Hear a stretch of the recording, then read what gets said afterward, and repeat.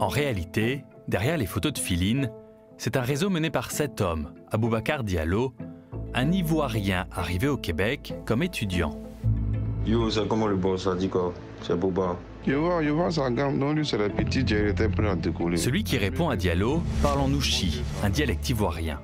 Il fabrique des faux documents, comme des contrats notariés, qui servent de preuve pour demander de l'argent aux cibles qu'ils choisissent. Bienvenue sur RTI Benguet, reportage spécial.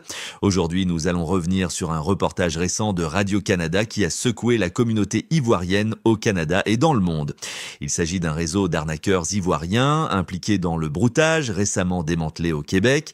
Derrière ce réseau, on retrouve Aboubacar Diallo, un Ivoirien arrivé au Canada comme étudiant.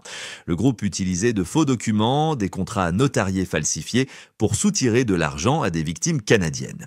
Mais ce qui est inquiétant, c'est l'effet que ce reportage peut avoir sur l'image des Ivoiriens et de toute la diaspora.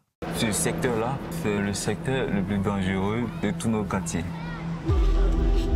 C'est possible de te faire agresser à n'importe quel moment. Dans chaque maison, il y a forcément un brouteur. Dans chaque maison. Tu ciblais des gens de quelles origines? Tu parlais de l'Europe, le Canada aussi? Oui, bien sûr, le Canada. Pourquoi le Canada? Le Canada parce que c'est des gens qui payent facilement. Il y a une organisation au Québec. C'est une certitude. Cela pourrait directement impacter la diaspora, limiter l'accès à des emplois, compliquer les démarches administratives et faire naître des préjugés injustes contre des citoyens innocents.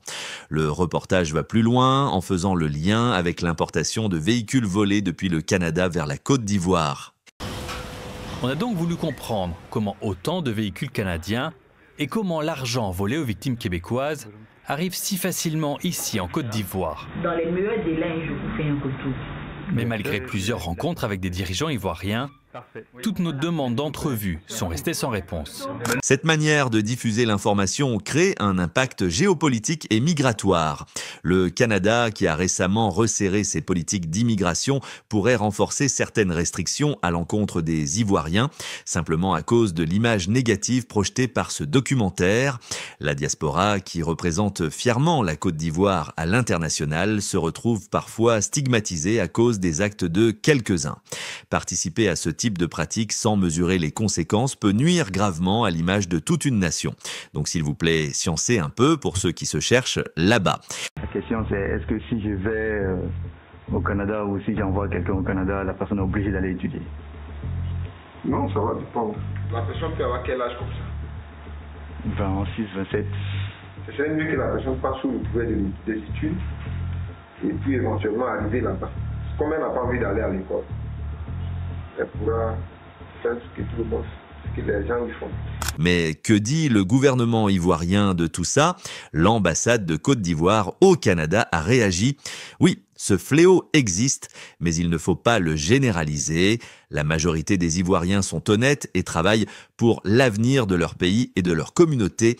Cette précision est cruciale. Elle rappelle que le reportage ne reflète pas la réalité de toute une nation, mais uniquement celle d'une minorité mal intentionnée. Le sujet est un peu difficile en fait. Mais pourquoi le sujet est difficile? Vous arrivez dans un pays en disant que c'est un pays qui est impliqué dans un processus de vol de voiture. Déjà sur le postulat, vous voyez qu'on n'est pas forcément à l'aise. Mais on ne dit pas que le pays est impliqué. Vous mettez des procédures en place pour atténuer le phénomène, mais vous venez déjà pour enquêter ici sur cette question. Ça veut dire que d'une part ou d'une autre, la Côte d'Ivoire est au cœur ou est impliquée dans cette affaire en fait. Mais donc ça signifie que, quoi qu'il arrive, les autorités ivoiriennes refusent de commenter donc ce sujet-là, parce qu'il est sensible. Je pense qu'on peut terminer sur cette conclusion-là. Alors, pour conclure cet épisode, ce reportage de Radio-Canada Info touche un fléau réel et son objectif initial n'est pas mauvais. Les médias doivent enquêter et informer, mais le problème, c'est la généralisation. Le documentaire ne précise pas qu'il s'agit de certains jeunes Ivoiriens et qu'il n'y a aucune preuve que l'État ivoirien soit impliqué. Cette omission change totalement le message et laisse une image négative des Ivoiriens et de la diaspora. C'est un rappel important, ces questions concernent toute la jeunesse ivoirienne. Nous devons rester vigilants et défendre l'image de notre pays à l'international. Et vous, que pensez-vous de tout ça?